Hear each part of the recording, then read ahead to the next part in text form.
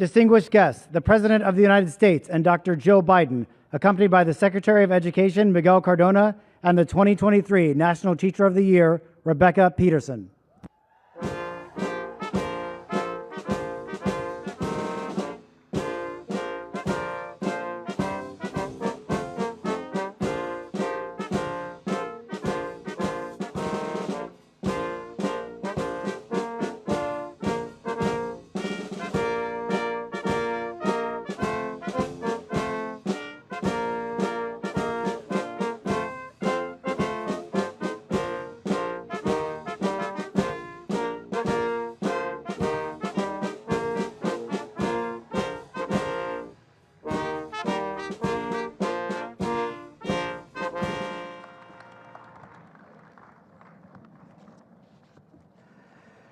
Thank you, everyone, for joining us here at the White House. You may have a seat.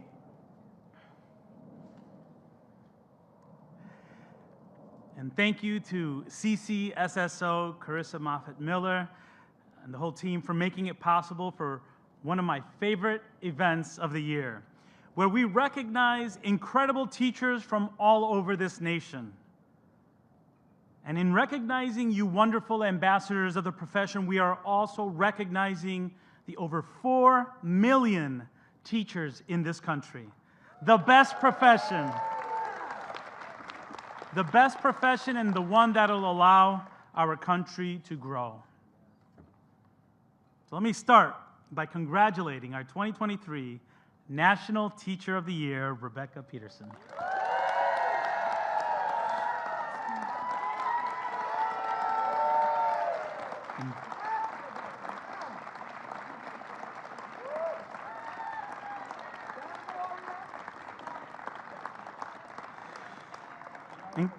And congratulations also to our 54 State Teachers of the Year who are here today.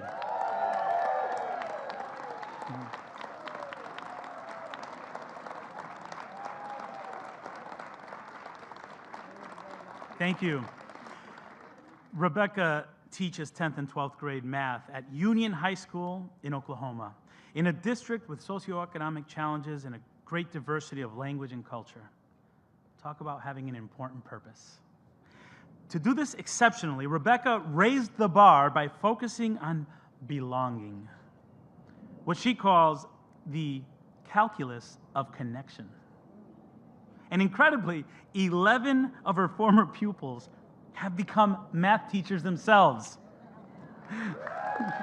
That's amazing. You have the golden touch, Rebecca. In her application, Rebecca wrote, "I now listen to over 100 stories a year. When we learn one another's stories, we carry a piece of each other with us."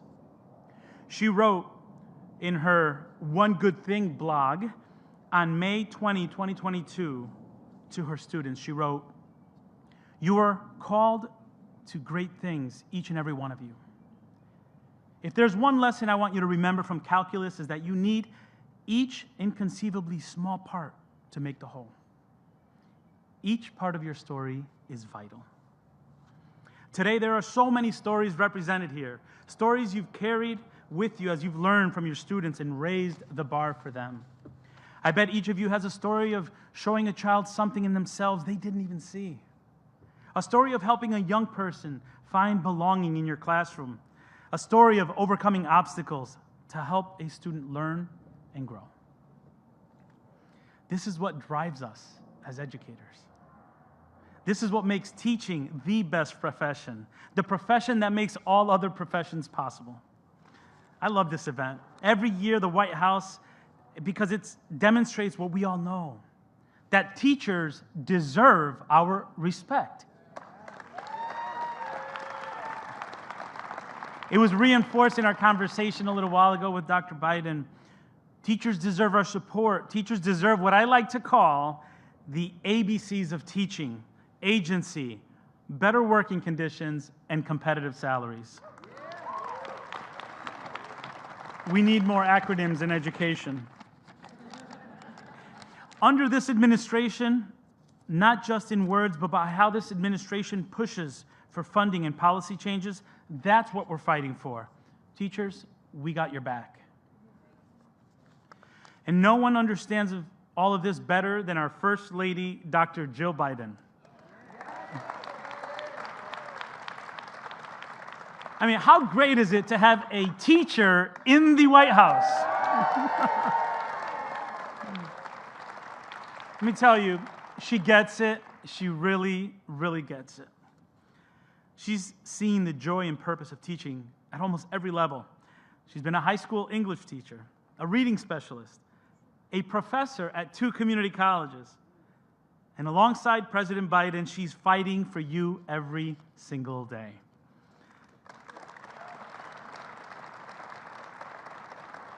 I'm proud, humbled, and honored to work alongside her in this administration. And I'm in awe of all she does for teachers and what she represents. Today, I'm honored to introduce her. Ladies and gentlemen, our First Lady, Dr. Jill Biden.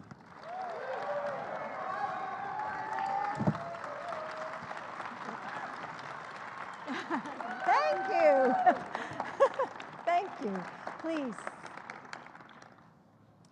Thank you, Miguel, and thank you to all of our honored guests. You know, it meant so much to me getting some time with all of you today. And I loved hearing about the moments that bring you joy and laughter, and about your challenges as well. Because, hey, we've all been there, haven't we? This job isn't always easy, but it matters. And the Biden-Harris administration understands that. I always knew that Joe would be a great education president. Because he's seen how hard you work and how much you help our students. And that's why he's done so much to support better pay and loan forgiveness.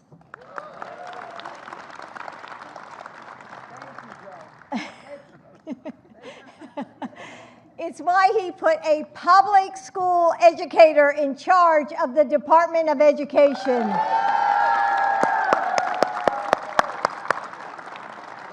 See, I promised.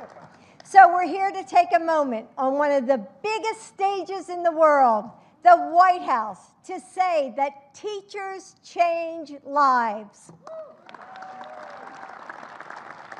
And I think that message matters more than ever. Because lately, when I turn on the TV, I see pundits and politicians talking about our profession. I hear them attacking our public schools, distorting the truth about what we do, and saying that parents and teachers are at odds. But that's not what I've seen. As I've traveled this country, I visited some pretty amazing programs where parents and teachers are working hand in hand to help kids overcome challenges and make our schools better for everyone. There's no divide between those who love our students and those who teach them, because we all do both. Parents know that we are our children's first teachers. And educators know that this isn't just a job that we walk away from at 3:15. When we're caring for our own kids, we're thinking about someone else's children too. We chose this path out of love for what we do and who we teach. Parents and educators are partners. And we together, we know what our students need. They need kindness and respect. They need grace and the chance to make mistakes. They need room to explore this world, to be curious and surprised and disappointed and triumphant. They need to know that they are valued and safe. And parents can't always do that alone. Parents don't want to do that alone.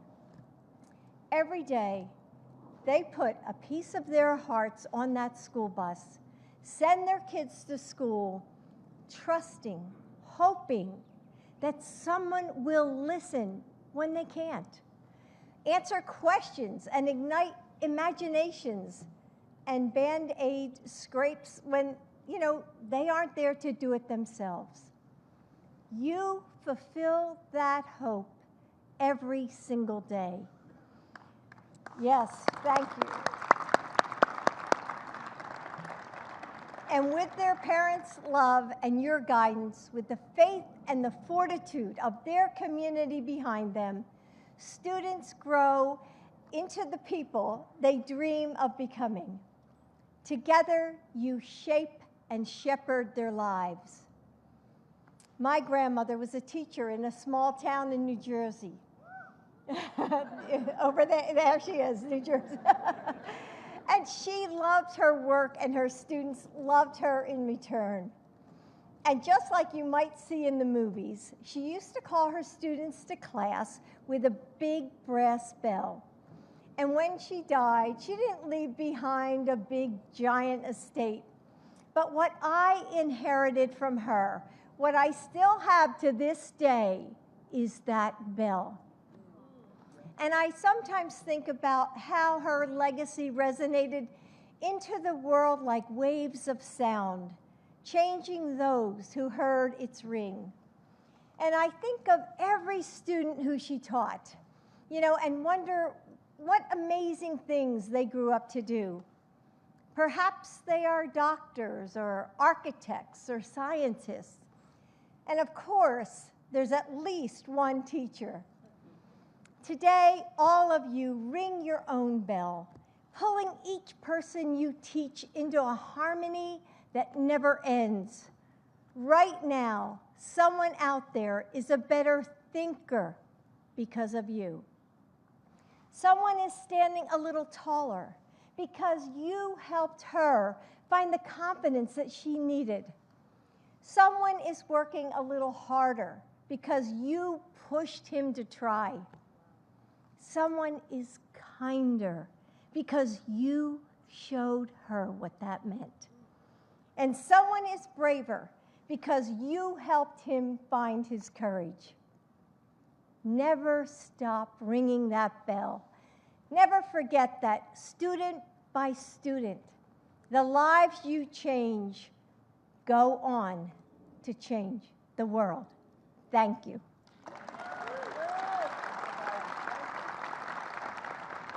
Oh, thank you. Thank you. Thank you very much. Thank you. And now, I'm proud to introduce someone who has answered her call with passion, persistence, and pride, the 2023 National Teacher of the Year, Rebecca Peterson.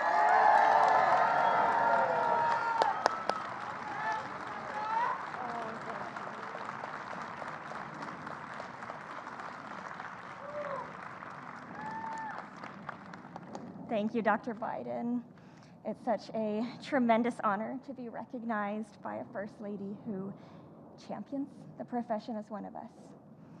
You exhibit for the nation the dedication we all feel for this profession. And thank you, Secretary Cardona, for keeping teachers at the center of your work. Thank you to my family. Without your support, I couldn't be here today.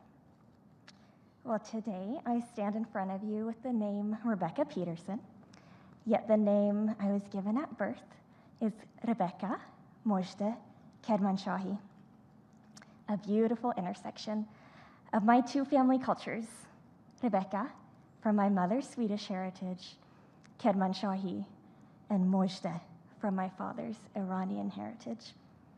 My parents and I immigrated to the United States when I was young. And at 20, I finally became a US citizen. I may not have been born here, but I consider myself a daughter of this country. I've been lucky to witness the beauty of our nation from a perhaps different lens, a lens that pays special attention to those people who wrap their arms around those of us who may be a little bit different. Often those people who held me literally and figuratively were my teachers. They channeled their influence for good, and I was always in awe of the power that they held. Bearer of good news, the meaning of my Iranian name, is the phrase I've spent my career leaning into. Just like my own teachers, my fellow state teachers of the year, and the millions of other teachers in this country, I want to bring the good news of joy and hope to my students and to reciprocate that gift of education that my teachers gave me. As educators, we stand with one foot firmly grounded in the reality of what is, while the other stands in the promise of what can be. We are fueled by the equalizing power of public education to dismantle marginalization, eliminate systemic inequities, and end generational poverty.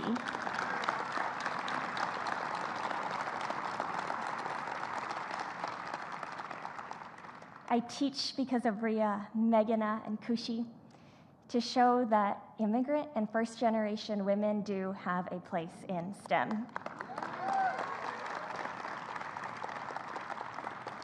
I teach because of Danny, one of 7 family members who lived in a one-bedroom apartment, but who will be attending an Ivy League college this fall in the hopes of making a better life for him and his family. And I teach because of Morgan and Alyssa, once my students, now my colleagues, who are impacting lives in their very own classrooms. I teach because it gives me life to offer the American dream to the next generation. Teachers, you hold our democracy. You create spaces that insist we belong to each other. May we continue to reach inward and outward. May we be an example of creativity and service, modeling the importance of curiosity in both the big and the small moments. May we learn how to belong to ourselves so we can belong to each other. May we walk this life together with open hearts and open hands, because i slutande kanske vi alla bara går hem till varandra. In the end, maybe we're all of us, just walking each other home. Thank you.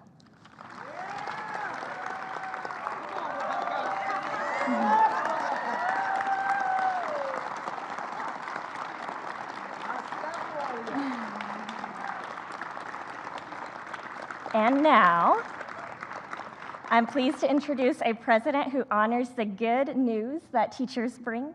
He knows we can belong to each other and be different. We can belong to each other and disagree. This is a president who knows we can belong to each other the way our students have taught us we can. It's now my honor to introduce the proud husband of an educator, President Biden.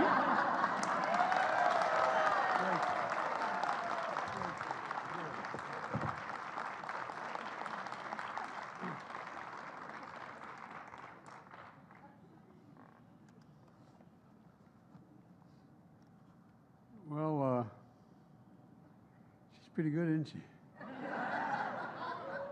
Holy mackerel. Good afternoon, everybody. I'm glad it's a lovely day. I'm Joe Biden, Jill Biden's husband. Secretary Cardona, thank you for fighting so hard for our nation's children and our teachers. And thank you for the members of Congress who are here today, including 2 outstanding educating Congresswomen, Jonah, and by the way, Jonah Hayes Jonah, where are you? There you are, Jonah, right in front of me. Stand up, Jonah. Jonah happens to be a teacher, happens to be the 2016 National Teacher of the Year.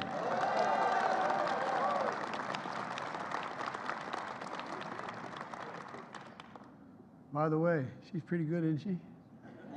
I think she could run. Folks all know what a big deal that is. And Congressman Jamal Bowman. Congressman, where are you? Jamal, good to see you, pal. A teacher who went on to establish a middle school. And most of all, I want to welcome our guest of honor, the 2023 Teachers of the Year again. Thank you, thank you, thank you, thank you. Well, I guess we're going to.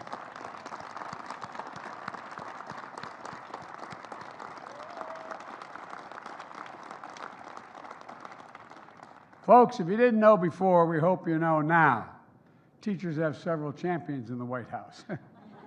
Jill and I and Kamala and Doug. Jill is the country's first lady to work full-time teaching while doing her duties as First Lady, as a community college professor in Virginia. And I tell you what, she's a proud member of her union as well.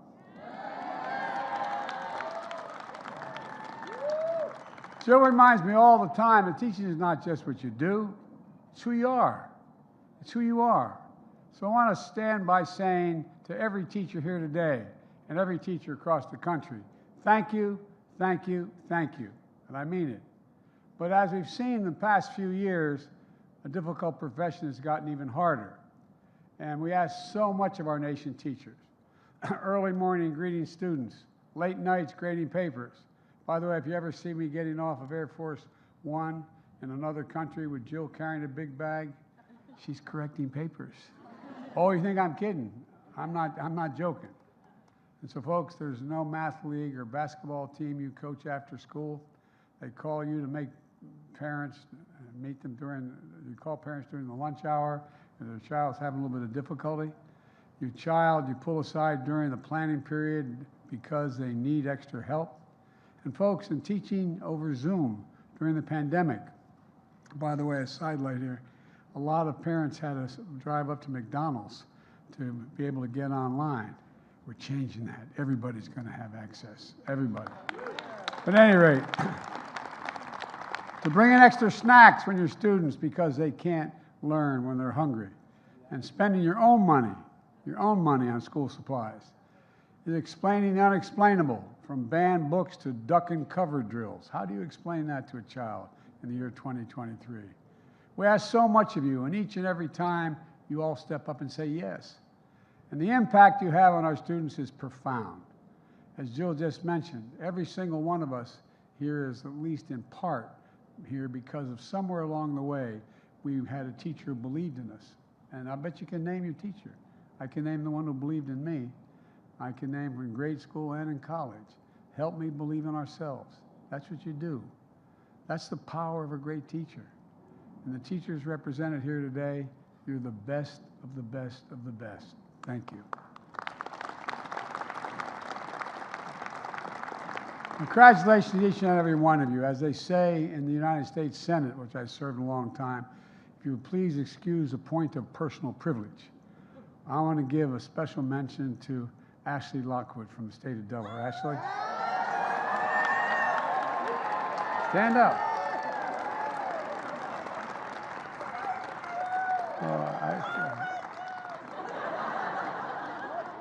And besides, our daughter's name is Ashley as well. So, Ash, thanks for what you do, kiddo. You make us proud.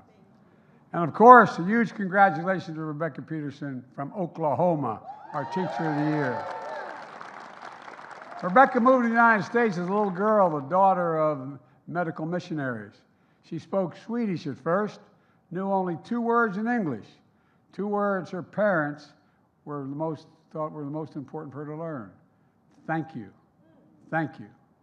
Soon Rebecca's teachers here in America changed everything about her. All the teachers we had here, they changed, they gave her a chance. I don't know what she thought at the time. Instead of making her feel self-conscious that she didn't speak English, they told her she was linguistically gifted and taught her how to read.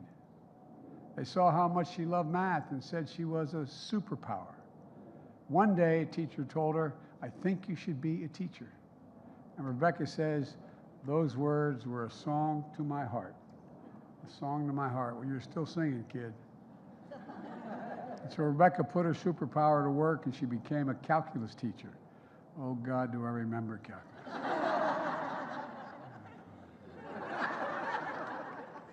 I went to a school that was a prep school that was very heavy on mathematics. Anyway, that's why when I got to college, I majored in history and political science. God bless the calculus teachers. And that is no joke. And what's more, Rebecca's school district is full of students who were a lot like she was. The students in her district speak 62 different languages, 62. Many feel like they don't quite belong. And as you can imagine, Rebecca makes sure they know that they do belong and they can achieve great things. With Rebecca leading the way, the pass rate in her class went from 50% to 87%, nearly double the state average. More of her students became National Merit finalists than the entire rest of the district combined. And in the ultimate tribute, several of her former students are now math teachers themselves, as was referenced earlier. Her students tell her, even after they graduated, they hold on to the lessons she taught them, not only about integrals and derivatives, but about community connections, about how all of us belong. Rebecca put a teacher's creed into words when she said, "There's no such thing as someone else's child." No such thing as someone else's child. Our nation's children are all our children. As I often say, you teachers hold the kite strings to lift our national ambitions aloft. You really do. Imagine, just imagine if we didn't have great teachers in this country. What difficulty we're in. You are determining our future. And that's why my administration supports teachers and supports them across the board. And folks, look, you know, last year, the 50th anniversary, and by the way, this shouldn't be a life-threatening profession.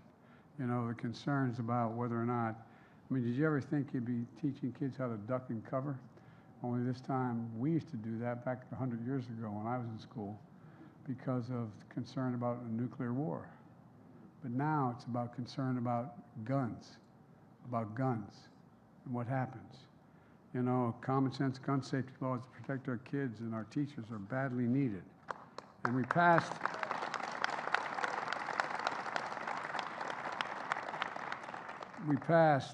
a number of pieces of legislation, but there's more we have to do. You know, the idea, the legislation that we worked on and got passed was using the American Rescue Plan to provide historic funding for schools to reopen safely so teachers could get back to the classroom, doing what they do best. Before the American Rescue Plan, only 46% of schools were open and in person. Today, that's now 100%. Plus, the law has delivered critical support for schools, including funding for after-school programs, summer programs, hiring more teachers, counselors, and school psychologists. In fact, more than 80% of the schools superintendents say they are using funds from the American Rescue Plan to help students recover academically, to address the mental health crisis facing so many of our young people as a consequence of the pandemic, and it's real. And thanks to that law, the number of school social workers is up 48%. The number of school counselors is up 10%. The number of school nurses is up 42%. And since I took office, we've added nearly 80,000 additional public school teachers. 80,000. And this really matters. We passed the most significant bipartisan, I said, gun safety law in 30 years because teachers now find themselves on the front lines, and gun violence is a real problem. We want to do more. I continue to call on Congress for common sense gun safety laws to protect kids and our teachers. Teaching should not be a life-threatening profession, and educators should not need to be armed to feel safe in the classroom. Folks, as I said, last year, the 50th anniversary of Title IX, the groundbreaking civil rights prohibiting sex discrimination in schools, passed. Our schools should be places where everyone is safe and safe to be themselves. But across the country of late, from some of our friends on the extreme right, LBT students and teachers are under attack from hateful laws. I've directed Secretary Cardona to strengthen protections of Title IX, to protect both students and school employees from sexual assault, harassment, discrimination on the basis of sexual orientation or gender identity. We're also increasing funding for students who need our help the most, including those with disabilities. Last year, the funding was provided for millions of students through the Individuals with Disabilities Act, the Education Act, I should say. It was the largest increase in nearly 2 decades. In fact, since I became president, we've added $1.3 billion to this funding. And for the first time in 45 years, the Department of Education is updating critical regulations for how public schools can make sure that students with disabilities get the education that we promised them and they're entitled to. And that includes preventing harassment, ensuring equal access to school facilities, playgrounds, and rigorous classwork. We've learned a lot about disabilities over the last 45 years. Our education policy should reflect what we've learned. We know that there's so much more to finish the job, and we can do it. For example, I think everyone here would agree, as I said in my State of the Union address, let's give public school teachers a raise. A raise. I mean it. You can stand for that one. It's important. And let's provide access to preschool for 3 and 4 years old. In the last century, when we made 12 years of public education universal in America, we had the best educated, best prepared nation in the world. So now let's finish the job. Studies show children who go to preschool are nearly 50% more likely to finish high school and go on to earn 2- or 4-year degrees, no matter the circumstances in which they come. It's just basic. It's in our overwhelming national interest. It's not only about their future, it's about the nation's future as well. And let's be clear. Let's stand with teachers and parents against politicians who try to score political points by banning books. I never thought, as a student of history, I never thought I'd be a president who was fighting against elected officials trying to banning books. Empty shelves don't help kids learn very much. And I've never met a parent who wants a politician dictating what their kid can learn and what they can think or who they can be. And by the way, it's National Library Week. So a big thank you to librarians out there, imparting the joy of reading, the power of knowledge to our nation and our children. We have your back, I promise you. I wish I could say that everyone saw it that way. But just last week, we saw the Speaker of the House and MAGA Republicans in Congress want to cut funding for schools by 22%, they've offered. If that were to pass, it would mean cutting up to 60,000 teaching jobs, affecting 25 million. It's a hard and fast. They're introducing it on, I believe, tomorrow or Wednesday, affecting 25 million children. Cutting education is the last thing this country needs. Let me close with this. As you get to school each day, often many of you before dawn, as you head home each night, weighed down with papers to grade, please know that we see you. We see you educating our students, your students. We also see you confronting them and comforting them when they're in trouble, caring for them and inspiring them. Our children are our nation's future. They are in your hands. And that's not hyperbole. And looking out at all of you, that's the one reason I can honestly say I've never been more optimistic about America's future than I am today. I mean it. We just have to remember who we are. We're the United States of America. There is nothing beyond our capacity if we do it together. Nothing, nothing, nothing we've ever set our sights on we have failed in accomplishing. So God bless you all, and God bless our nation's teachers. Thank you. Distinguished guests, please remain in your seats as the President and First Lady depart. Thank you.